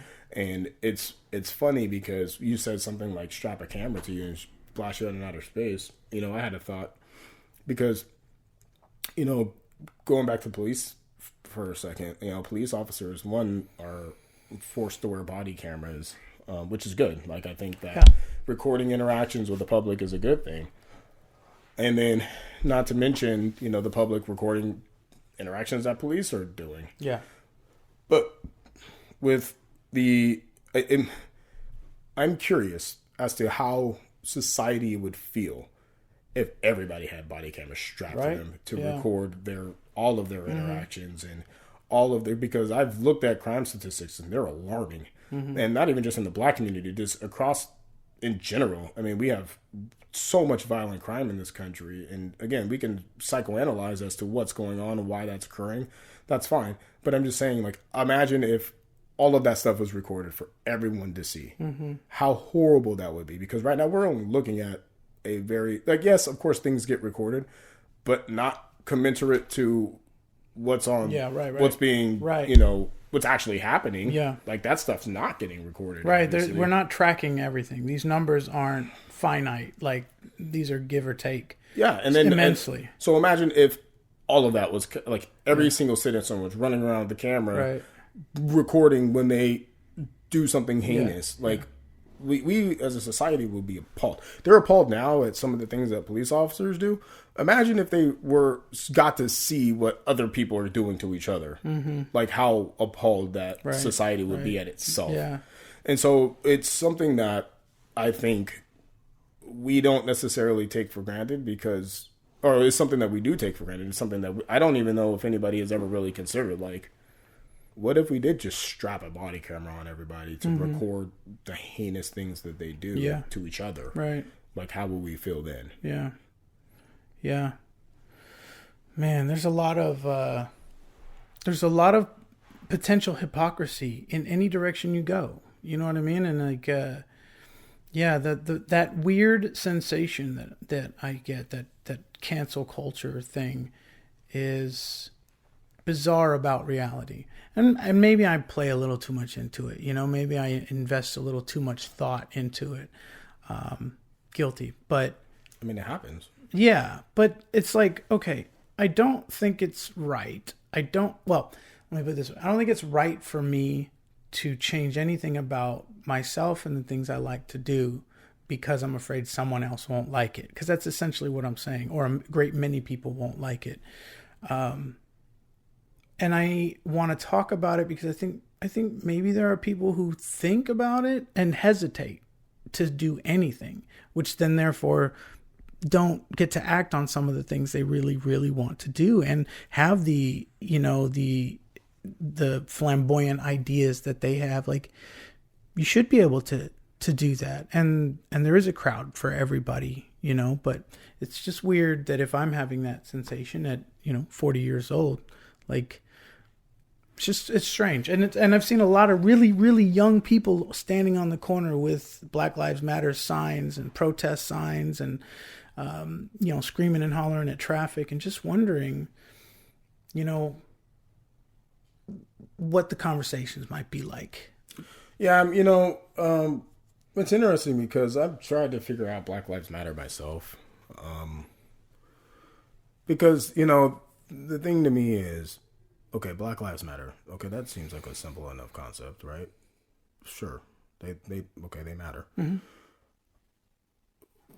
This is an organization that is dedicated to enriching the lives of Black people, I would presume, by their moniker of Black Lives Matter, or their slogan, or their mantra. And so it's like, okay, well, in what ways do these lives matter? Like, because to me, if Black Lives Matter, that's an all-encompassing thing to enrich the lives of black people. And that would mean to me, okay, education.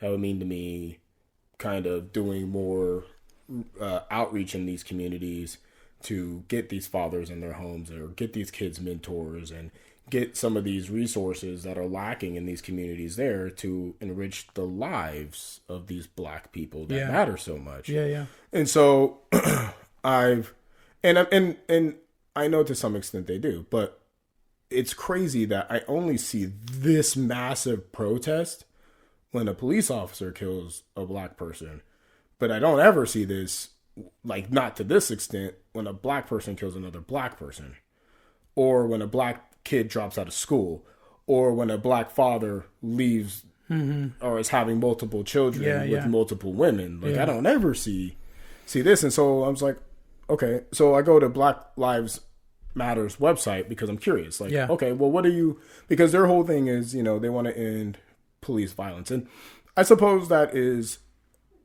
something that is worth analyzing. Sure. I mean, that is police brutality in general is something that when police brutality occurs, it is a problem. Mm-hmm. Do I think that police brutality is occurring on the rampant basis that is suggested? No. But insofar as the police brutality does occur, obviously when it occurs, it's a problem. So if Black Lives Matter wants to focus on police brutality, fine. Okay. So I'm curious as to, okay, what are their statistics? Like, you're saying that police brutality occurs on a disproportionate rate and is affecting black people. How? In what way? Mm-hmm. What is your metric for measuring this? And I haven't found anything. I looked and I researched and I didn't see anything.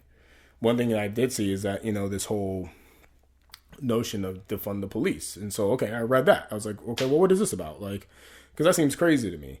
You want to defund the police, and I have a thought on that, and I'll get to that in a second. But it's like, I read this thing, and it said back in, I forget what year it was, but anyway, at one point in time, the police were funded about $60 million. The police budgets were $60 million, and then, like, it's in excess of like $194 million like today, which is a 220% jump. And it's like, okay, but you're not saying what that money was used for. You're not saying how that money should be now. The reason why that money is no longer should be used in this way, but should be used in this way. You're saying that there's a 220% increase, but okay, was that accounting for inflation? Things, and like, I'm saying, like, I think it was like in the 90s, if I recall correctly. But it's like, there's so much information there there's so much information that's not there that would make sense as to why you now need to defund police. You're not explaining that. But then I'm seeing a bunch of celebrities like buy into this, and it's like, I'm confused. Like. And this is Black Lives Matter's website. So, like, I don't understand why you guys are, why there is this push to defund the police. And so I've done a bunch of different little research here and there as to what this whole thing is about. And I've heard some things that are interesting, that reallocating funds to enrich the lives of these communities, to get some of those other resources that we were talking about, like teachers and things like that, or schools or tutors or better playgrounds and all that stuff. Fine. Okay. But why isn't that information on their website? Like, that's the thing I don't understand. Like, you're talking about statistical disparities, and you're talking about all of these things, and you're talking about how much money is in fact going to police departments and their budgets, but you're not necessarily explaining what that money is for, why you believe that's a waste of money, why you believe that this money would be better allocated in this way as opposed to this. And this seems like a huge disservice that people are just buying whole cloth, and it doesn't make sense. Going back to kind of the danger with defunding police departments is that the more equipment police have, the better they are to serve the community. And that can come down to tools, that can come down to just additional resources that we have at our disposal. When you start to take tools away from police officers, that is one less tool they may have at their disposal before they have to resort to deadly force. Yeah.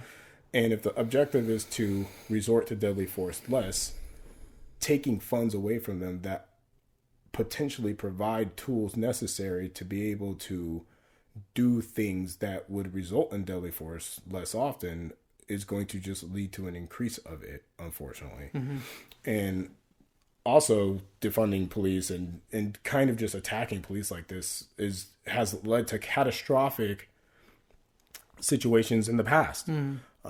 Especially like after Freddie Gray back in Baltimore a few years ago, what they noticed was that police proactivity went down to 0%. And the reason why that was, I mean, if you think about it, makes sense. You know, they rioted and they protested and after the death of Freddie Gray. And again, I'm not necessarily interested in litigating that. We can, but that's not necessarily the point of me bringing this up. The point is the police were demonized. And as a result of that demonization, proactivity went to damn near 0%. Because if you're a police officer in the interest of self-preservation, you going out and being proactive, and proactive means taking initiative to find crime and address it before it occurs. That is an aspect of the job. It's not necessarily the only thing that we have to do. One of the only things that we have to do is respond to calls. So if someone calls 911, officer gets dispatched, they go. So what they noticed in Baltimore is the response times from people getting dispatched to arriving at their calls was the same, but proactivity went to 0%. The end result was black crime skyrocketed. They experienced the highest murder rate in history per capita. Because as it turns out, more police presence, especially in these inner cities, saves more black lives.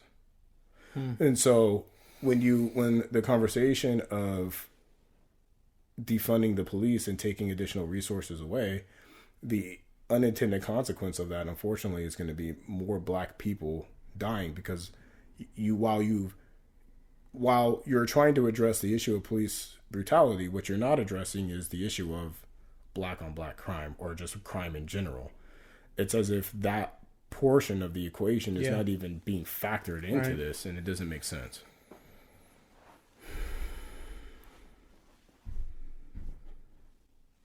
That's a lot of stuff.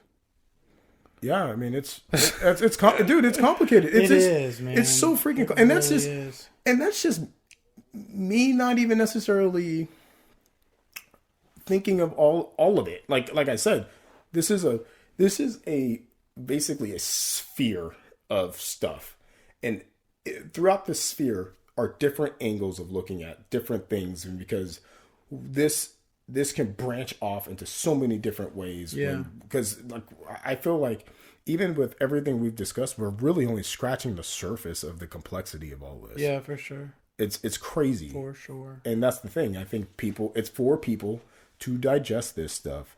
It is easy for them to look at it two-dimensionally. Yeah. Racism is responsible for this. I know that that's the case because this country has a history of racism. This person was killed by a white officer. Yep, let's go march. Yeah. And it's like, I guess that's a possibility, I suppose. But it's also possible that that's not the case. Yeah. It's also possible that might be a percentage of the case. Like, I don't know. Like, you know what I mean? There's so many different factors and infinite number of variables that create a situation. Yeah. Yeah, I think going back to the macro perspective, it's just our species fumbling around in the dark. Well, that's exactly it. This is all an experiment. We don't know what the hell we're doing. Right. So, again, for me, my take on everything was, I'm going to take better care of myself, and I'm going to try and be really practical and fair with my kid.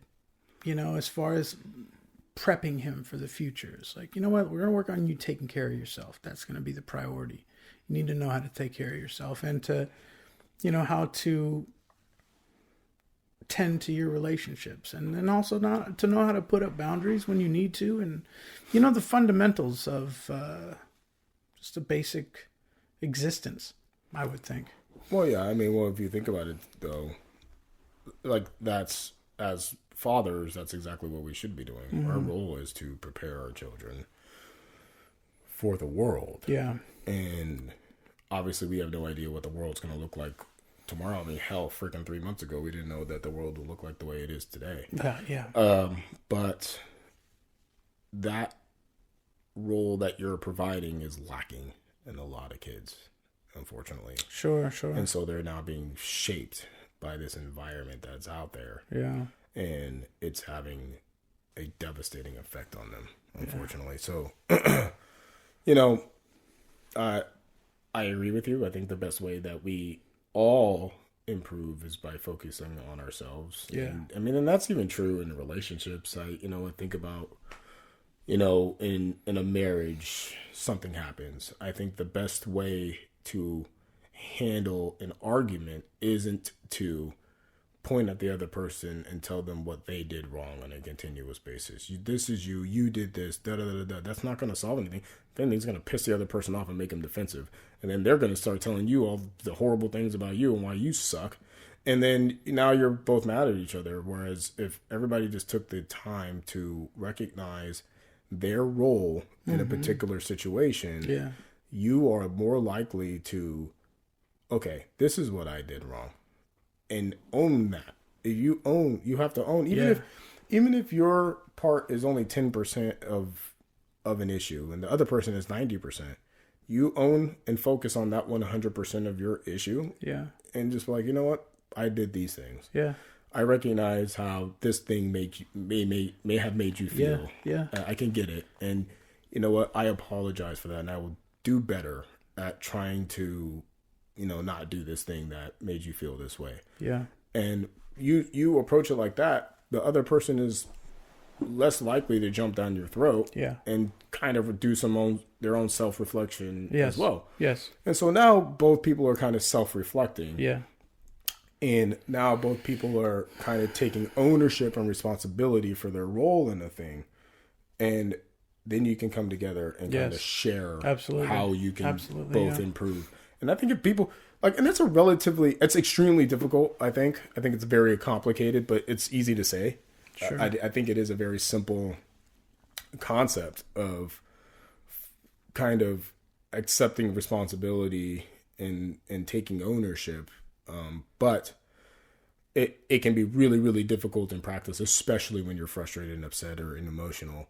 But it's so important to do because there's so much opportunity for growth there, and there's so much opportunity to help your partner grow simultaneously. Right. I think that is the epitome for me, is that the better shape I'm in, the more support I can provide, and better support I can provide for someone else in my circle who needs it. Right. In my inner community. And I think that the whole relationship thing, even the marriage with yourself, you can't beat yourself up for your inefficiencies. You can't exist like that forever.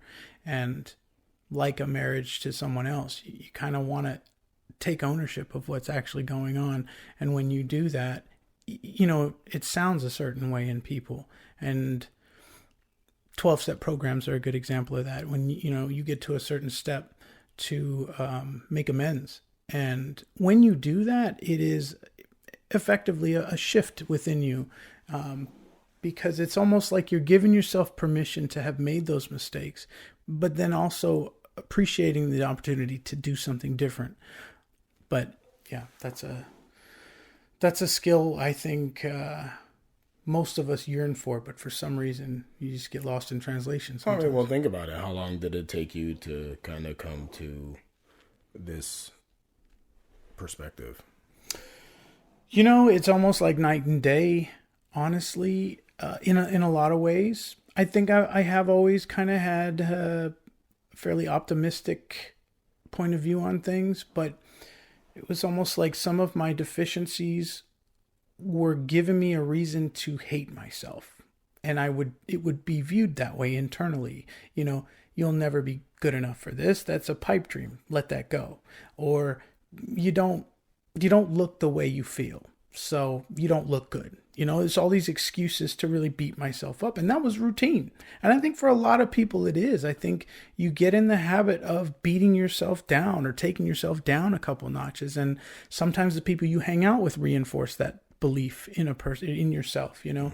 And you know, like any other idea like that or ideology like that, you tend to run with people who also feel that way. And you know, some of your transformations, you shed off some of that dead skin, some of that dead weight that's holding you back. But that is a rites of passage, you know, to go through your pain, but then come out on the other side. Yeah, no doubt. I mean, like you said, the best way to break this down is that we're all fumbling in the dark. And just when we believe we have our grasp on something, you know, like this occurs, and it's an opportunity for us to kind of find out what we're made of.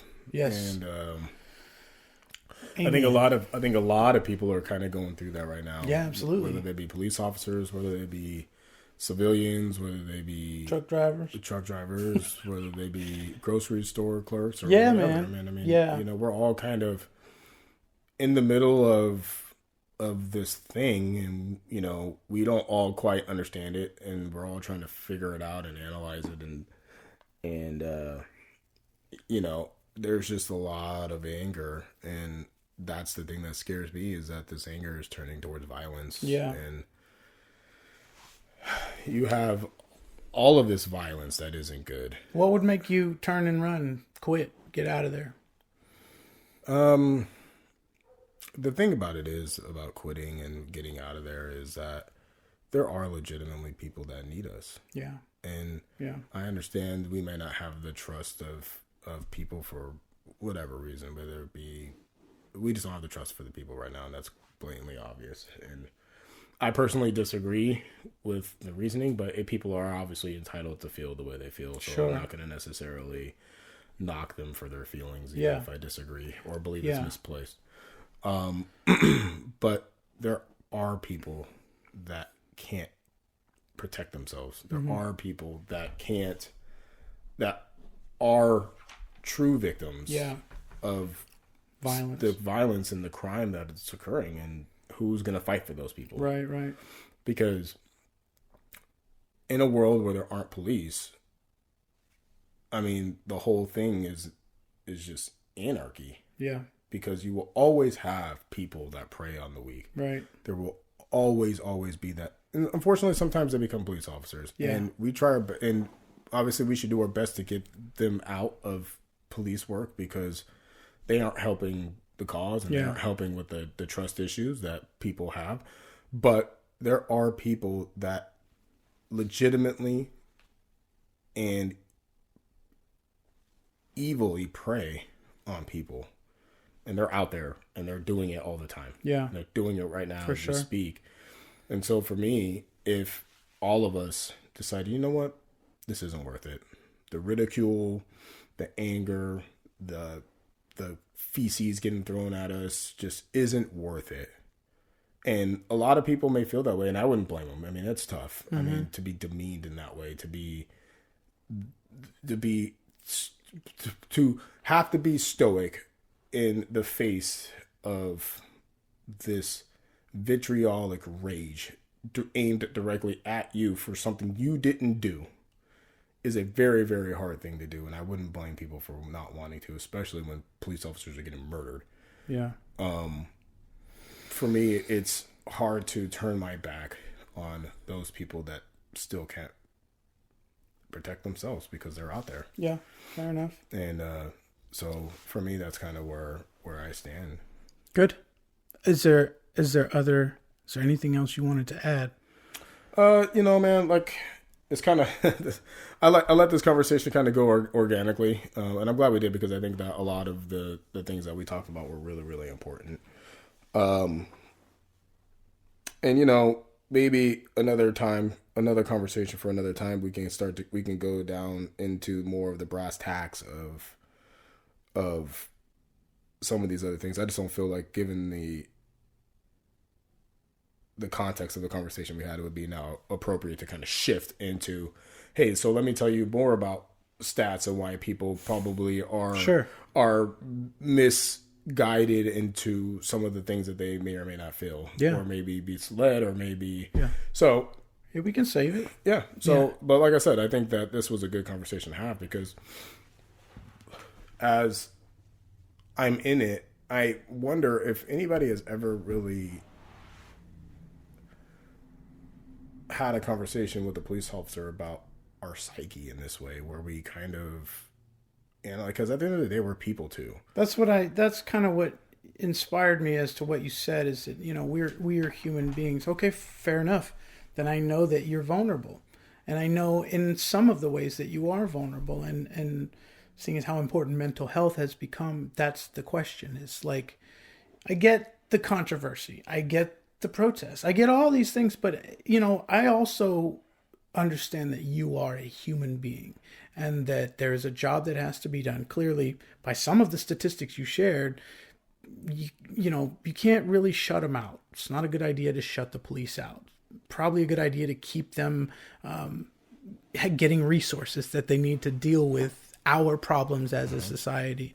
I do understand the value in that. I don't want to try and tell somebody how to feel about the police. However, personally, I think there's a lot of value there. And as far as the controversy is concerned, my questions were, because, like, okay, the human side of you, what is all this doing? Because if it were me as a human being faced with these people throwing shit at me, calling me names, the worst kind, and, like, that would mess with me.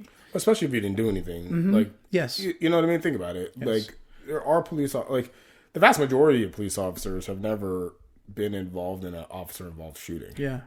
And so, or taken somebody's life, or been involved in some type of excessive force complaint or anything. Like none of, like, there's police, like, I'm one of them. And so you are now being lumped in, which again goes back to what I was saying earlier about people doing to other people what they felt was done to them. But you now are lumping all these people in, and you're receiving this monumentous, like, weight of the entire world, and social media apparatus and celebrity apparatus, and maybe people that you may in fact have looked up to at one point in time, just crashing down on you. And you yourself have not done anything. You yourself have probably done more good as a police officer than bad. And obviously the bad isn't acceptable, but that bad could be just because you made a mistake. Not because you're a bad person. You just made a mistake, because we make judgment calls. That's what we do. That's what this job is. It's not an exact science. It's just based purely on making common sense decisions. And sometimes you have to make those common sense decisions, or decisions to the best of your ability, in a high stress situation in fractions of seconds. There's going to be room for error in there. So you now have these people who haven't necessarily done anything wrong to anybody, right?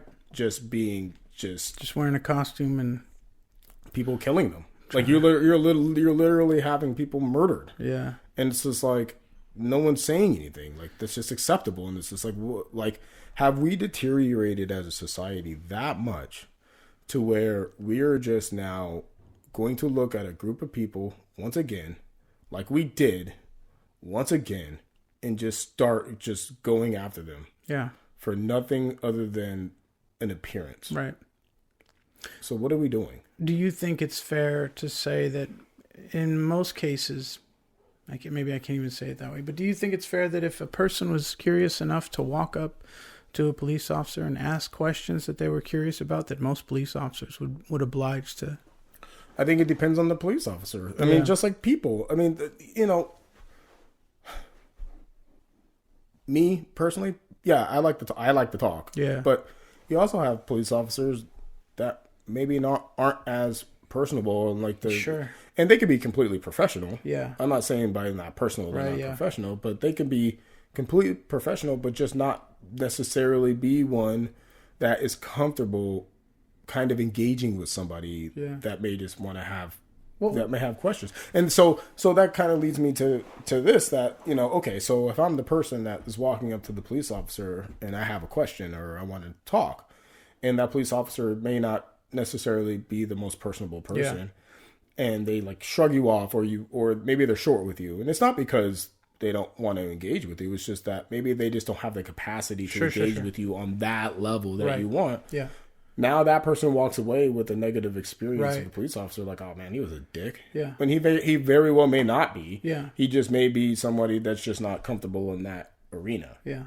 And so, like, again, it's really easy to always break people down into their most two-dimensional form and not necessarily give them the credence that they may in fact be more complex than what they appear to be. And I'm not even saying that. Obviously, you do have dick cops. So of course, that's the case. Because there's dick people. There are people out there that are just dicks. Yeah. That some of them are cops. Some of them are firefighters. Some of them are freaking, you know, judges. Some of them are the president. Who freaking knows, man? There's so many different people out there, and they occupy almost every single space that we have in our society. Yeah. So it's like, of course, they're police officers too. Yeah. And, you know, do I wish that we could always be 100% a professional and, you know, of course. And be 100% accurate and, like, of course. But that's an exercise in futility because we're human beings. Yeah. And we're gonna, you know, sometimes say something rude or say something inappropriate or say something and do something, you know. Well, I just want to encourage anyone who's interested in talking to a police officer to maybe snatch those opportunities if they come up, you know, because for me, I mean, education obviously gives you some peace of mind, and I just hope that other people understand that too and go for it, try to find an opportunity to dig in. So thank you for me to be able to dig in a little bit. Yeah, of course. Anytime.